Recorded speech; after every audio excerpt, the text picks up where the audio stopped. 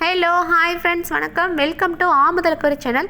இன்றைக்கி நம்ம சேனலில் 8 மாத குழந்தைகளுக்கான உணவு அட்டவணை என்ன, ரெசிபி என்ன, எந்தெந்த நேரத்தில் உணவுகள் கொடுக்கணும் அப்படின்ற முழு தகவலையும் பார்க்க போகிறோங்க.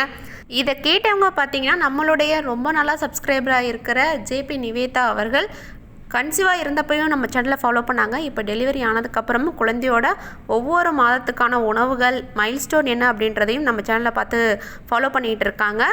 உங்கள் சப்போர்ட்டுக்கு மிக மிக நன்றி சிஸ்டர். இதே மாதிரி கடைசி வரைக்கும் உங்கள் சப்போர்ட்டை கொடுங்க. இப்போ வாங்க 8 மாத குழந்தைகளுக்கான உணவு அட்டவணையை பார்க்கலாங்க.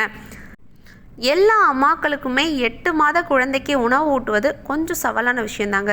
ஏன்னா உங்கள் குழந்தை தவழ ஆரம்பிச்சிருப்பாங்க. உணவு ஊட்ட பின்னாடியே நம்ம செல்ல வேண்டியிருக்கும்.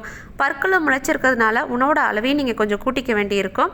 ஸோ 8வது மாதத்தில் என்னென்ன உணவுகள் கொடுக்கலான்னு பார்த்தீங்கன்னா, இந்த மாதத்தில் நீங்கள் நிறைய உணவுகளை அறிமுகப்படுத்தலாங்க.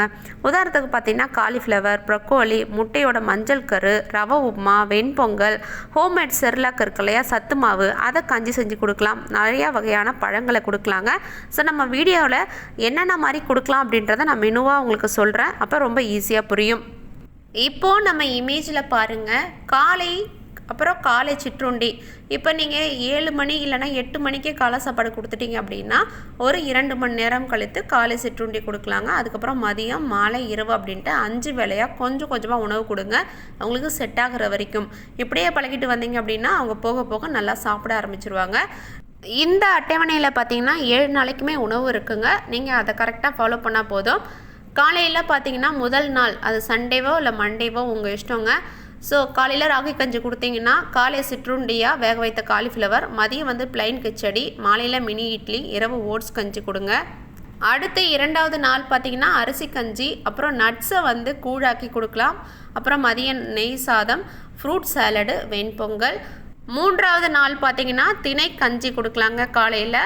அப்புறம் முட்டையோட மஞ்சள் கரு, இதுக்கு முன்னாடி வரைக்கும் மஞ்சள் கரு கொடுக்காதீங்க, அதுக்கப்புறமா கொடுக்க ஆரம்பிங்க. அப்புறம் தக்காளி போட்டு கிச்சடி செய்யலாம். ஜவ்வரிசி கஞ்சி, தோசைங்க.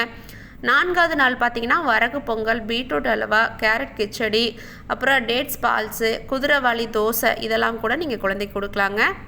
5வது நாள் பார்த்திங்கன்னா ஹோம்மேட் செர்லக்கு, பேன் கேக்கு, காய்கறி கிச்சடி, சிவப்பரிசி கஞ்சி, ரவை உப்புமா கொடுக்கலாம். 6வது நாள் சத்து மாவு கஞ்சி, வேக வைத்த காய்கறி ஏதாவது ஒன்று மசிச்சு கொடுக்கலாம், பொட்டேட்டோ அந்த மாதிரி. அடுத்ததாக பருப்பு சாதம், கோதுமை ரொட்டி, ஆப்பிள் கிச்சடியும் நீங்கள் கொடுக்கலாங்க. அதாவது ஆப்பிளையும் சாதத்தையும் வேக வச்சு அதை மசிச்சு கொடுக்கலாம். அடுத்ததாக 7வது நாள் பார்த்திங்கன்னா கீரை சூப்பு, உளுந்து கஞ்சி, பீட்ரூட் சாதம், அவல் கஞ்சி, வாழைப்பழ கூழ் கொடுக்கலாம். இன்னொரு நாள் கூட நீங்கள் கேரட் சாதம், பப்பாளி, உருளைக்கிழங்கு சாதம், கேழ்வரகு லட்டு, கோதுமை கஞ்சி, இந்த மெனுவை வச்சுக்கோங்க. இதை உங்களுக்கு பேஸாக வச்சு நீங்கள் எப்படி வேணாலும் மாற்றி ட்ரை பண்ணி கொடுங்க. ஒருவேளை உங்களுக்கு என்ன காய்கறி கிடைக்குதோ அதை வச்சு கூட நீங்கள் மெனுவை மாற்றிக்கலாம். அடுத்ததான் நம்ம பார்க்க போகிறது எந்தெந்த டைமிங்கில் குழந்தைங்களுக்கு உணவு கொடுக்கணும்னு பார்ப்போம். ஒருவேளை உங்கள் குழந்தை ரொம்ப சீக்கிரமாக எழுந்துருவாங்கன்னா நீங்கள் அந்த டைமை கரெக்டாக பார்த்து கால்குலேட் பண்ணிக்கோங்க.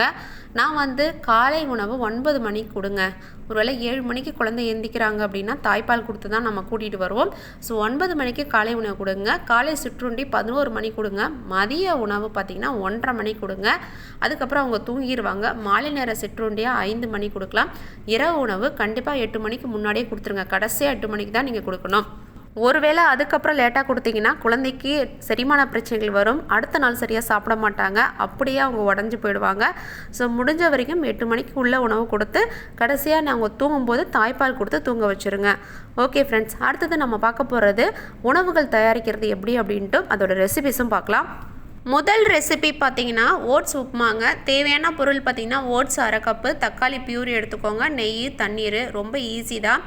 ஓட்ஸை கொஞ்சோண்டு தண்ணி தெளித்து நல்லா மசிச்சு விட்டுக்கோங்க. ப்ரெஷர் குக்கரில் ஓட்ஸு, தக்காளி பியூரி, நெய், தண்ணி இது எல்லாத்தையுமே போட்டு அப்படியே வேக வச்சு 2 விசில் விட்டு எடுங்க. அதுக்கப்புறமா விசில் வந்ததும் நிறுத்திட்டு இளஞ்சுடாக குழந்தைக்கு கொடுத்தீங்க அப்படின்னா ரொம்ப ஹெல்த்தியான டேஸ்டான ஓட்ஸ் உப்புமா தயார்.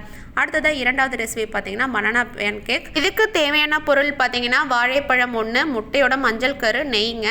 செய்முறை பார்த்திங்கன்னா ஒரு பவுலை எடுத்து அதில் வாழைப்பழத்தை போட்டு நல்லா மசிச்சுக்கோங்க. இன்னொரு பவுலில் முட்டையோட மஞ்சள் கருவை நல்லா எடுத்துக்கோங்க, அதையும் தனியாக அடித்து வச்சுக்கோங்க. இப்போ ரெண்டுத்தையும் நல்லா மிக்ஸ் பண்ணிவிட்டு சூடான தவாவில் கொஞ்சம் நெய் ஊற்றிக்கோங்க. நெய் ஊற்றுனதுக்கப்புறமா இந்த மிக்ஸ் பண்ணி வச்சதை ஊற்றி அப்படியே தோசை மாதிரி திருப்பி போட்டிங்க அப்படின்னா சுவையான பனானா பேன் கேக் தயார். இதை அப்படியே குழந்தைங்களுக்கு நீங்கள் கொடுக்கலாம். 3வது ரெசிபி பார்த்திங்கன்னா பீட்ரூட் ஹல்வா. தேவையான பொருள் பார்த்திங்கன்னா பீட்ரூட் 1, நெய் 1 tablespoon, nuts powder 1 teaspoon, பொடித்த ஏலக்காய் தூள் 1 சிட்டிகை, ஹோம்மேடு டேஸ்ட் சிரப் வந்து 1 டீஸ்பூனு, தண்ணிங்க. செய்முறை பார்த்திங்கன்னா ரொம்ப ஈஸி. பீட்ரூட்டை நல்லா நறுக்கி மிக்சியில் அடித்து கூழாக்கிக்கோங்க. ஒரு பேனில் பார்த்திங்கன்னா நெய், நட்ஸ் பவுடர், ஏலக்காய் தூளெல்லாம் சேர்த்துக்கோங்க. 2 நிமிஷம் அப்படியே வறுத்ததுக்கப்புறமா பீட்ரூட் கூழை சேருங்க. அப்புறம் பச்சை வாசனை நீங்கிற வரைக்கும் பீட்ரூட்டை நல்லா வதக்கிட்டு பீட்ரூட் வெந்ததும் அடுப்பை அணைச்சிருங்க. டேஸ்ட் சிரப் கடைசியாக சேர்த்துக்கிட்டு அதை குழந்தைக்கு கொடுத்தீங்கன்னா ரொம்ப இனிப்பான சுவையான பீட்ரூட் ஹல்வா ரெடி. 4வது ரெசிபி பார்த்திங்கன்னா சம்பா கோதுமை கஞ்சிங்க. தேவையான பொருட்கள் பார்த்திங்கன்னா சம்பா கோதுமை 2 டேபிள் ஸ்பூனு, தண்ணி வந்து 1½ கப்பு, நெய் 1 டீஸ்பூனு. செய்முறை பார்த்திங்கன்னா பேனில் நெய் ஊற்றி சம்பா கோதுமையை நல்லா வறுத்துக்கணுங்க. பொன்னிறம் ஆகிற வரைக்கும் வறுத்துக்கோங்க.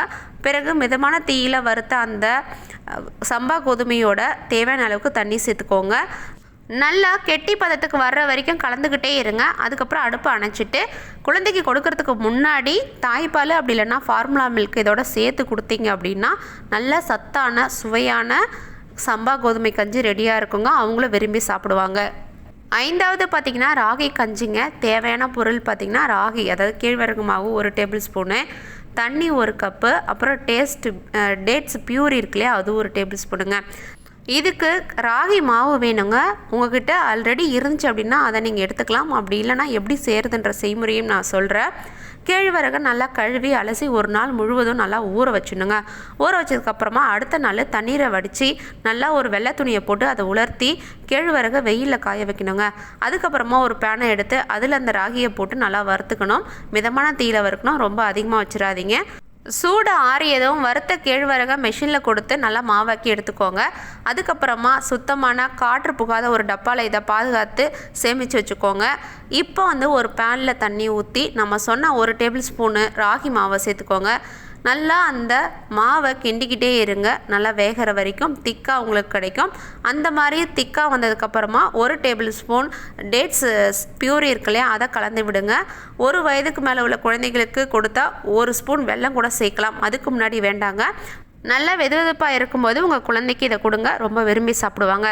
அடுத்த ரெசிபி பார்த்திங்கன்னா 6வது பிளெயின் கிச்சடிங்க. தேவையான பொருட்கள் பார்த்திங்கன்னா அரிசி 3/4 கப்பு, பாசிப்பருப்பு 1/4 கப்புங்க, நெய் 1 டேபிள் ஸ்பூன், பெருங்காயம் 1 சிட்டிகை. செய்முறை பார்த்திங்கன்னா அரிசி பருப்பெல்லாம் நல்லா கழுவிட்டு 1/2 மணி நேரம் ஊற வச்சுருங்க.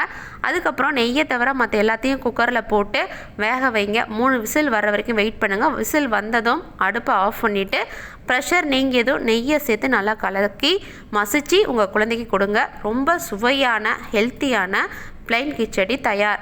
ஓகே ஃப்ரெண்ட்ஸ், இந்த ரெசிபிஸ்லாம் எப்படி இருந்துச்சு சொல்லுங்கள். நீங்களும் ட்ரை பண்ணி பார்த்துட்டு உங்கள் கமெண்ட்டை எனக்கு தெரியப்படுத்துங்க.